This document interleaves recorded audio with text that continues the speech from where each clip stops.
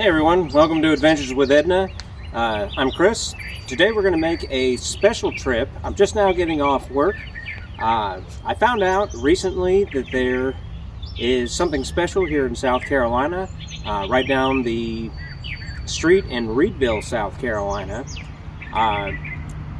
Back in the early days of the post office, when they first started using planes to deliver airmail, they weren't able to fly at night, and I found out that there is a system of arrows that they used to use around the country to fly across the transcontinental United States.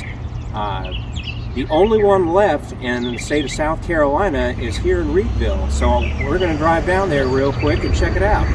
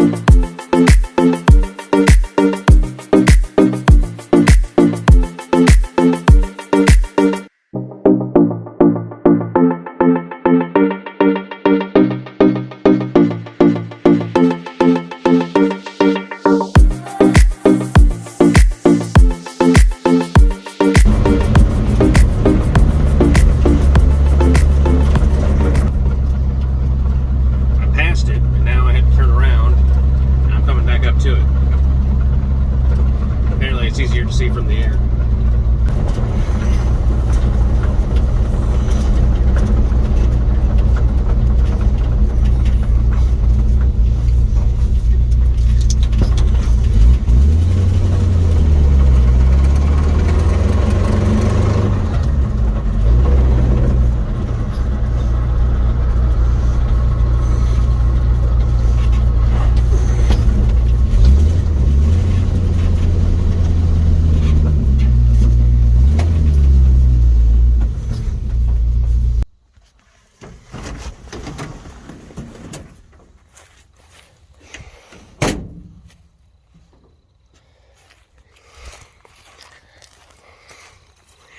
All right, we're here.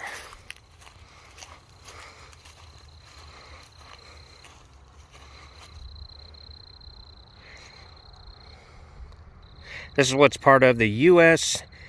Airmail beacon system.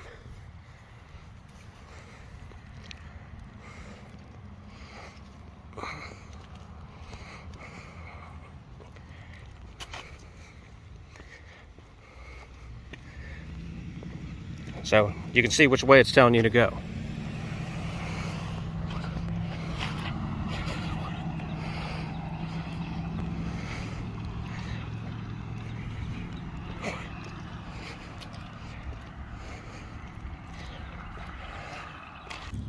Based on what I found online, this would have been painted yellow to make it easier to see at night. This square section here would have had a structure over the top of it. And it would have had a light that would shine down over the entire surface. Now this arrow here would point in the direction in which the plane needed to fly. Now from what I could tell online, how these arrows would work is they're placed every 10 miles in the direction that you need to be going. So this arrow points directly towards the next arrow 10 miles in the distance. Now I'm going to try to see if I can't get the best possible view of this. Unfortunately, I don't have a drone. I'd like to get one in the future, have one picked out. Don't have the money for it yet. But in the future, maybe I'll be able to get a better shot of this, maybe in a follow-up video. For now, I have Edna parked up pretty close to the edge of it, and I have my tripod connected to the camera here, and we're going to see how high of a shot I can get of it is.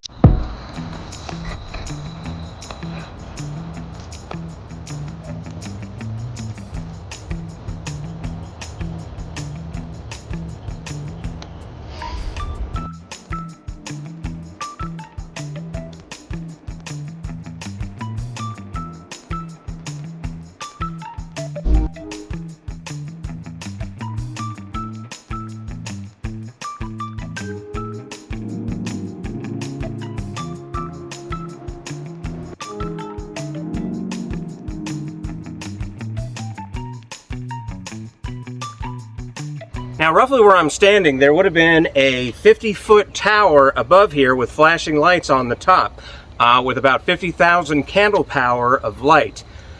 This would be to attract the planes so they could see where it was. I stand corrected on how far apart these were. They were originally about 3 to 5 miles apart, and the visibility on them was about 10 miles on a clear night for the pilots. The light would shine here, illuminating the whole arrow. They were painted brightly yellow, and this would allow the pilots to see from higher distances. And originally there was about 1,500 of these around the country on various routes, but now there's very few of them because they were eventually replaced by radar, and then they became obsolete, so there was no need for any further use, and a lot of them have been destroyed or succumbed to nature, but there's very few still in the area. And as I mentioned earlier, this is the last one in the state of South Carolina, sitting right here in Reidville. Something else worth mentioning about these arrows is the direction. They're not necessarily pointed in any direction like north, south, east, and west. They're pointed on the routes that the planes needed to fly. This one is pointed roughly northeast because the sun is over there right now, setting in the west.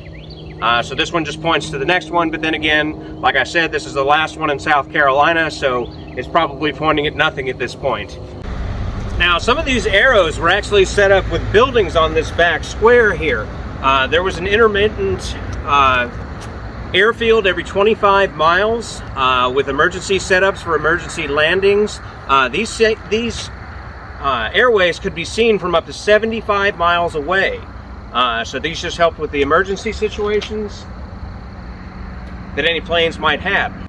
At one point there were 18 airmail terminals, 89 emergency landing fields, and over 500 beacon lights operating in this system at the peak of its time. Alright, the sun has gone down over the horizon, so I'm unfortunately running out of time to do this video, but it was kind of impromptu, and this is all stuff that I learned over the last few days. Anyway, I'm going to go ahead and end it here. I'd definitely like to find out some more stuff on these arrows. This was a really cool piece of history that I wasn't aware of until recently, so it's really awesome that I was able to come out here, see this arrow, and then just see how we used to, and just see how far along we've come in the past 100 years or so. Anyway, that's it for me. If you like this video, please hit the subscribe button. Don't forget to like, share with your friends. We're definitely getting this channel out there, and we love doing these videos. Chance is going to be with me next week. Not sure what we're going to do yet, but we'll figure out something cool between now and then. And thanks for watching Adventures with Edna, and we'll see you in the next one.